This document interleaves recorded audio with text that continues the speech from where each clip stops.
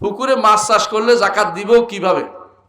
পুকুরে মাছ চাষ করলে এটা জাকাত হবে মাছ বিক্রি করার পরে, যদি আপনার খরচে আয় ব্যয় সমান হয়ে যান আর না টাকা নাই, আর যদি বছরে হিসাব করবেন শেষের দিকে আয় কত হয়েছে ব্যয় কত হয়েছে, যখন দেখবেন যে এমন টাকা আছে যে টাকা দিয়ে 52.5 তোলা রৌপ্য কিনতে পারেন, 595 গ্রাম রৌপ্য কিনতে পারেন, 595 গ্রাম রৌপ্য কিনতে পারেন, তাহলে আপনার জন্য জাকাত দিতে হবে এই টাকা দিয়ে। বুঝছেন কথাটা?